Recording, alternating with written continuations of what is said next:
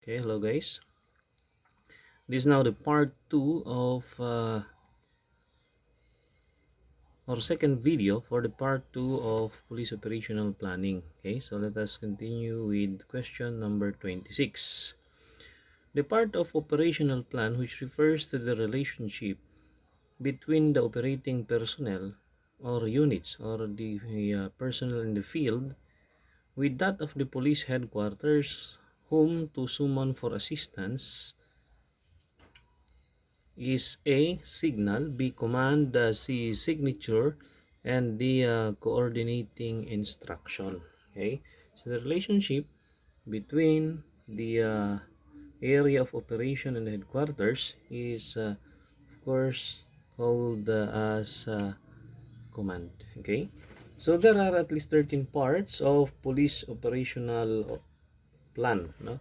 So we have here security classification, number of copies in pages, name of headquarters, plan title or name of the plan, reference where the authority is coming from, situation, the general situation and specific situation, what is the mission, this is 7, 8, task allocation, 9 is coordinating instructions, 10 is command, 11 is signal, 12 is the signature, and of course 13 is the distribution. Okay, so those are the parts of a police operational plan.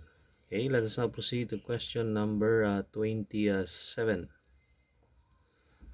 A plan which has a duration of less than 1 year is classified as A. Strategic plan, B. Long range plan, C. Medium range plan, and D. Operation or short range plan. Okay, and the answer for this question is operation or short range plan. Plan which has a duration of less than 1 year is operation or short range plan. There are three types of plan according to time. These are strategic or long range plan, intermediate or medium range plan, and operation plan. Plan which is less than 1 year is again, no, these are operation or short range plan, while exact 1 year to 3 years is intermediate or medium range plan. 5 years 3 years above 3 years is strategic or long range plan. Okay, next question. What is the time horizon of an annual plan?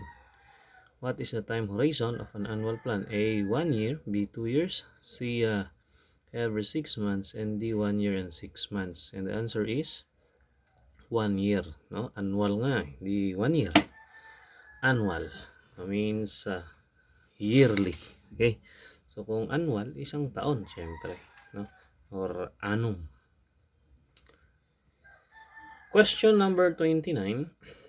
Patrol Plan 2030 is an example of ano pa lang yan, 2020, ano? Pero meron na tayong Patrol Plan 2030. Yan.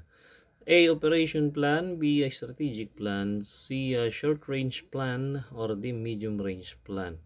And because the plan is more than 3 years, therefore that is an example of strategic plan because it is a primarily long range in nature, no? Long range.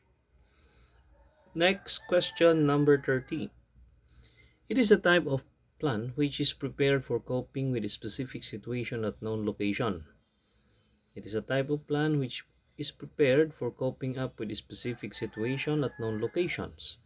There are A. Tactical plan, B. A strategic plan, C. A management plan, and D. Operational plan. Okay, so the plan that you need to address a certain situation at known location is no other than the tactical plan, no? Tactical plan. So if you are the planner, and of course they directed you to plan a raid, okay, on how to raid a suspected shabu laboratory, and they have given you the location, and the specific situation, no? Expected siya laboratory. Location is Barangay Mapukpuko Street, Birbirocon City, number 21. So the plan that you will do in order to successfully raid that area is called tactical plan. Pagka magre-raid ka ng ibang building na naman, gagawa ka ulit ng ibang plan kasi hindi naman pwede yung ginawa mo doon sa first location kasi magkaiba naman ng characteristics yung area, no? Paano pagkaparehas ang area? Iba naman yung situation, no? Di ibang plano ulit. For example is instead na Shabu Laboratory is hostage taking. So iba ang hostage taking, iba rin ang plan para sa raid, of course. Okay? So what are the definition of tactical plans? Tactical plans, these are the procedures for coping up with a specific situation at known locations. Included in this category are plans dealing with an attack against building with an alarm system and an attack against a PNP headquarters by lawless elements. Okay? Plans shall be likewise be made for blockade and jail emergencies and for special community events such as longer public meetings, athletic contests, parades, religious activities, carnivals, strikes, demonstration, and other street affairs or specific events. Okay? So yung pong camp defense plan, okay, it is a plan which is prepared to defend the police station or every police station against attack by terrorists is also an example of tactical plan because that plan can only be used in a certain specific station. Okay? Hindi sa lahat. Okay? So, yun po, tactical plan din po yan. Okay? Next question. It is a type of plan which shall map out in advance all operations involved in the organization, management of personnel and material, and in procurement and disbursement of money. A tactical plan, be strategic plan, si management plan, or the operational plan. Okay? Sa question, so kung titingnan natin, management of personnel pertains to the 4 M's of management. Okay, that is manpower. Okay, you have also their material. Okay, you have also their money. So that is more on management plan. Okay, management plan. What is management plan? Plans of management shall map out in advance all operation involves the organization, management of personnel, material, and in procurement and disbursement of money. Yan. Pagka nag-designate ka ng mga personnel sa kanilang assignment, that is called management. Okay? Yan. You have also budgeting, that is also part of management plan. Okay? Next, question number 32. All except one are objectives of police planning. All except one are objectives of police planning. Letter A, to orient people to action instead of reaction. B, to reflect the experiences of line officers. C, to establish a framework for decision making and consistent with the goal of organization. D, to increase the chances of success by focusing on the result and not much on the objective. Okay? And the answer of course is bravo. Yan po ang hindi kasama sa police planning, no? Yan. Police planning. So what are the objectives? Okay? You have to orient people to action instead of reaction, no? Action, hindi reaction ang kailangan. To establish a framework for decision making consistent with the goal and to increase the chances of success. Ano pa? Okay? To increase the chances of success by focusing on result and not much on objective. You have to force analytical thinking and evaluation of alternative for better decisions. Establish a framework for decision making consistent with the goal of the organization. To orient people of action instead of reaction. To modify the day-to-day style of an operation to future management. To provide decision making with flexibility. To provide basis for measuring original accomplishment or individual performance. And last but not the least, to increase employee and personnel involvement and improve communication. So those are the objectives of police planning. Okay, and question number 33.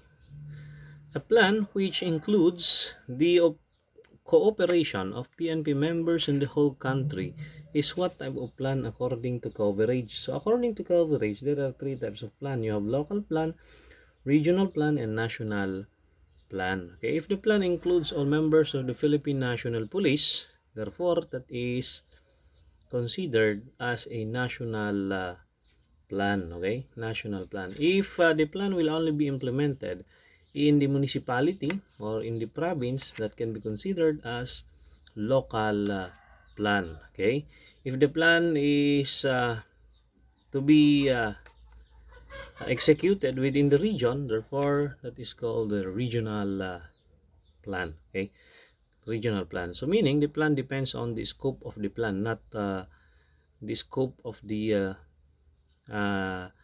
the or the place where the plan was made, but the type of plan depend upon the scope where the plan will be implemented. Okay, yan. Okay, next question number 34. Police Chief Inspector Pedro Di Gaico was assigned to prepare the work program of his division, which must be analyzed from point of view of nature, time and place of the task, and measured in terms of resource requirements. So what will be prepared by Police Chief Inspector Gaico? A, tactical plan, B, management plan, C, procedural plan, D, operational plan. And the answer is operational plan. Okay, operational plan. What is the definition of operational plan? These are plans for operations of special divisions. So like patrol, detective, traffic, fire, juvenile, control divisions. Operational plans shall be prepared to accomplish each of the primary tasks of the Philippine National Police, and it is usually prepared by Chief of Police, diba? To ascertain or to conduct a certain operation. Next, the pre-disaster plan to the police, such as plans for pickets and strike in specific areas, are example of tactical plan, strategic plan, operational plan, or management plan. Okay, we have already discussed this a while back. If a certain plan, the plan should be executed in a specific location, okay, with a specific situation. So therefore the plan is tactical plan. Okay, it is only applied in a specific situation at a specific location or exact location. Question number 36. A plan of coping up an attack against building equipped with alarm system is also example of tactical, management plan, procedural plan, extra departmental plan. You have a situation, you have also a location, therefore that is tactical plan is needed in order to enter in the building with alarm. For example, that is a shabu laboratory, or the building is the location where a hostage crisis uh, uh, is situated. Yan. You need to develop a tactical plan. Okay. Question number 37. Procedural, tactical, and other plans need to be published so that each police member may have a copy. The compilation of those plans and procedures refers to, okay, so the compilation of all plans of the Philippine National Police pertains to A, books, B, manual, C, SOP manual, or D, compilation, no? So, for example, yun po, sinubmit lahat yung mga nasa divisions, sinubmit nila lahat yung kanilang mga procedures. Okay? Patrol Division, Investigation Division, sinubmit nila, then it was compiled. So, anong tawag sa compilation of those different plans? It is called as SOP Manual. Standard Operating Procedure Manual. Okay? Question number 38. As much as possible, the preparation of overall development plan of the police organization should be participated in by the head of all staff service and operation and administrative support units. This policy is A. Desirable because officers can be properly trained in planning. B. Undesirable, the presence of too many officers will create confusion. Pwede. C. Undesirable, there will be problems of credit grabbing after plan is formulated. Pwede rin. D. Desirable, the officers will know the organization better and a sense of ownership of plan is promoted. Usually, in planning process, yung mga nasa administrative support units or admin or yung mga staff, no, ay ay sinasama in planning so that there will be a sense of ownership. So that is delta. Okay? So as much as possible in the preparation of overall development of plan of police organization, it should be participated by head of all staff service and operation of administrative support units for a higher sense of ownership, okay, for better implementation. Question number 39, planning cannot be undertaken without referring the blank on the entire police organization to the community, okay, crime, equipment, inventories, personal data, and etc. So what would you refer to the okay, so what would you refer to the entire police organization? So referring to A. Data, B. Cost, C. Plans, and D. Statement. The answer is plan. Okay? Yan. Siyempre, kailangan mong i-refer yung kung ano yung plano sa police organization or sa community. Yan. Number 40, it is a type of plan which guide the members of PNP in routines and in field operation and in some special procedure or special occasions. A. Tactical, B. Management, C. Procedural plan, and D. Operational plan. Okay, you have already the keyword there which means or states that a plan which serve as guidance. It will guide the members, no? So that is, of course, procedural plan, because under the procedural plan, the specific procedures to be followed by police officers in the field, like for example, patrol officers, investigator on case, SOCO team members, are specified within the procedural plan, okay, or under the standard operating procedure, okay, POP manual. That is procedural plan. Next, what is the type of procedure that should be followed by PNP members who are assigned in investigation and patrol division? A. Field procedure, B. Operational procedure, headquarters procedure, or D. Special operation procedure. And so patrol division is the primary line function that is considered as operational unit of the Philippine National Police. Therefore, that is ano ang susundin nila? That is field procedure, no? Field procedure. Yan. Yung mga nasa national support units, ang usual na pina-follow yan, yung mga nasa field procedure to ng investigation, patrol, traffic, yan. Field procedures. Okay? So there are three types of procedure. You have field procedure, headquarters procedure, and special operating procedures. Okay? So field procedures are procedures intended to be used in all situations of all kinds, shall be outlined as to guide officers in men in the field. Procedures that relate in reporting, to dispatching, to raids, arrest, stopping suspicious person, receiving complaints, storing bits, investigation of crime, and so on are examples. The use of physical force and clubs, restraining devices, firearms, tear gas, and the like in dealing with group of individuals shall be also outlined. Yung mga use of firearms, diba? Use of force, and field procedure po yan. Doon po nakalagay. Question number 42, the dispatcher of the PNP should follow A. Field procedure, B. Operational procedure, C. Headquarters procedure, or D. Special operation procedure. Answer is Charlie, no? The jailer, matron, dispatcher should follow the headquarters procedure, no? So, ano ba yung dalawang procedure? Headquarters at saka Special Operation Procedure. Headquarters procedure, to be included in these procedure are duties of dispatcher, jailer, matron, and other personnel concerned, which may be reflected in the duty manual. Procedures that involves coordinated action on activity of several officers, however, shall be established separately, as in the case of using telephone for local or long-distance call, the radio teletype, and other similar devices sa headquarters. Yon. Then you have special operation procedures.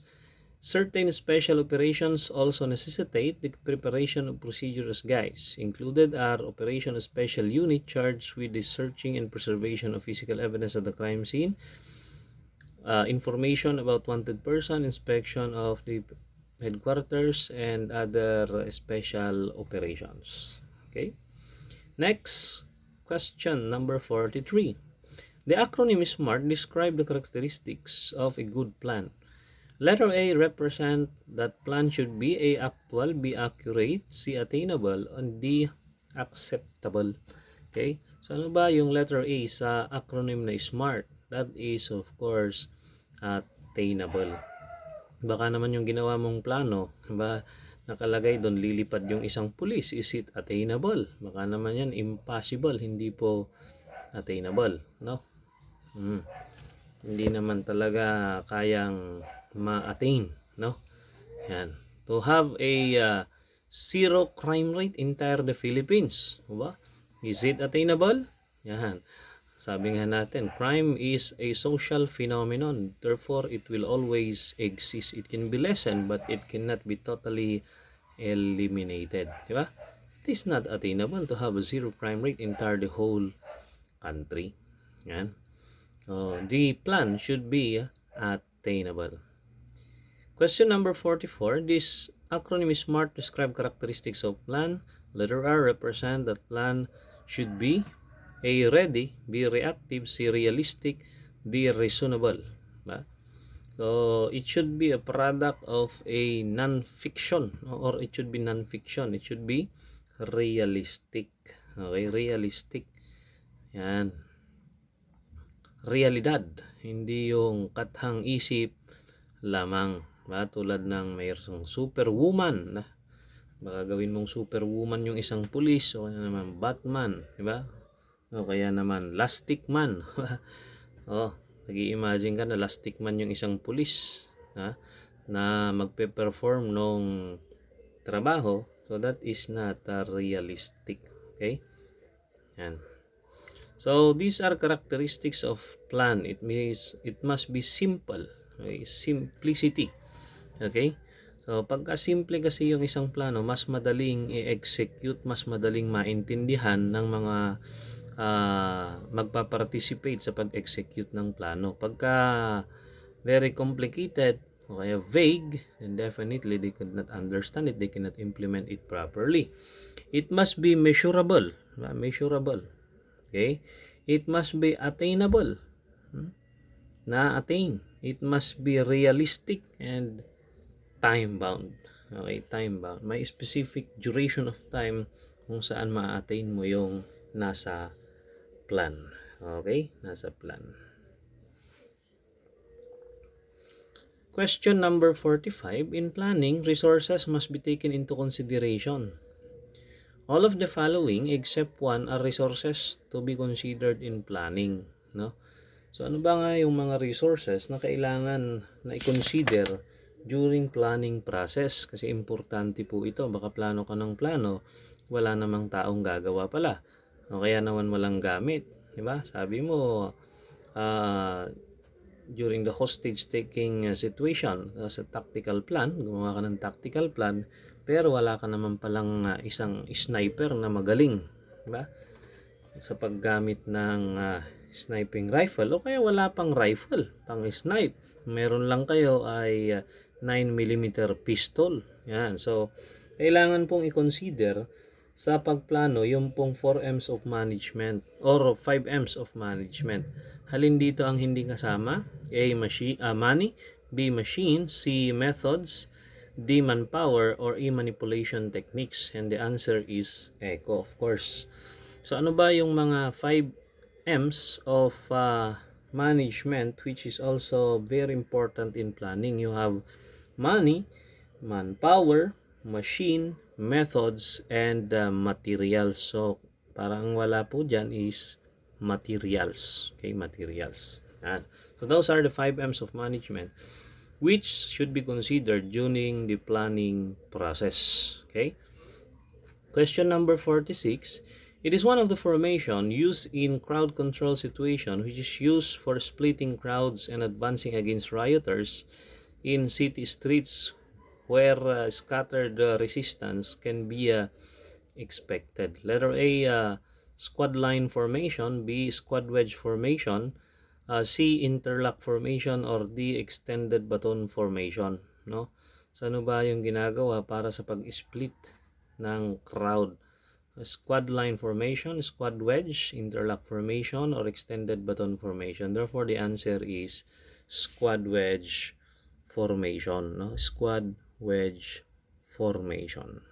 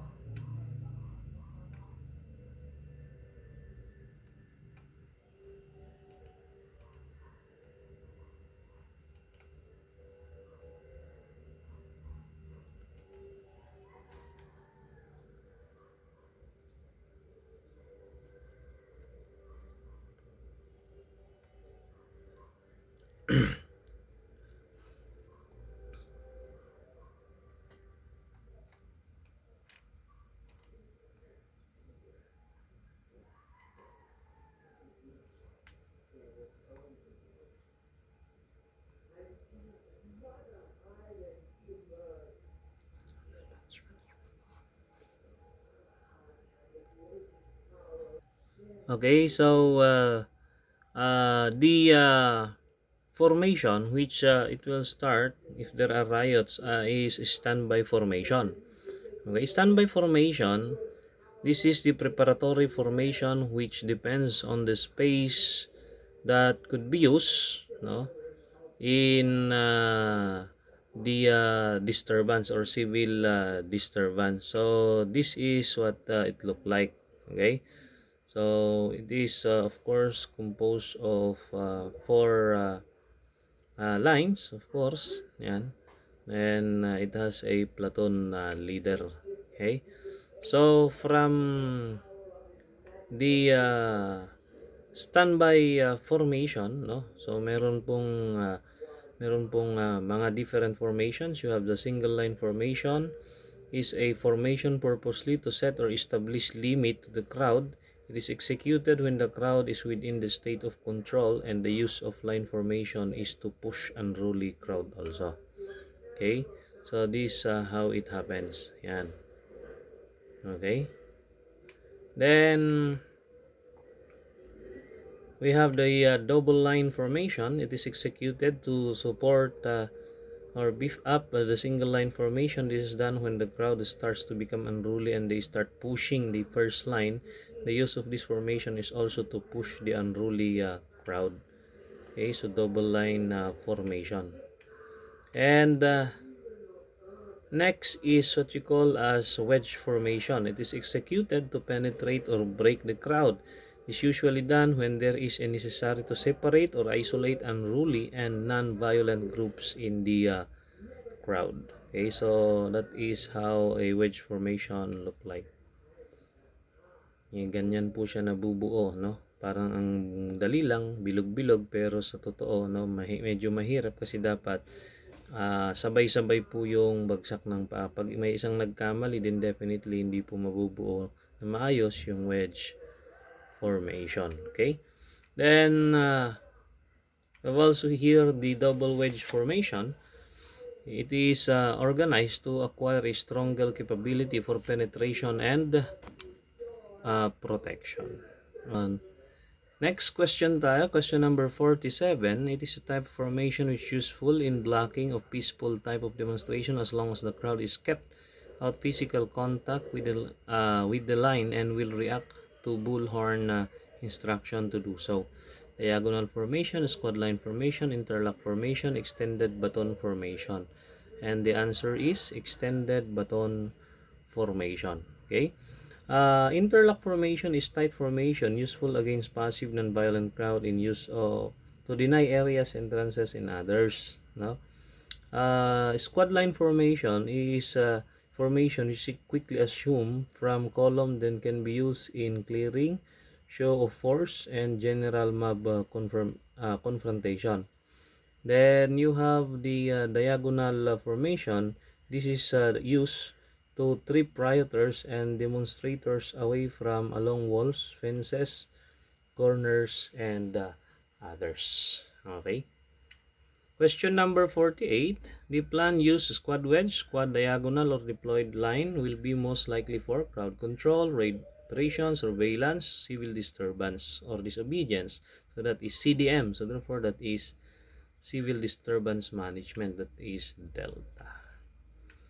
Question number 49. These are procedures related to assignment and method of performance of police tasks away from headquarters. Away from headquarters. Yan pa lang, alam mo na yung sagot, no?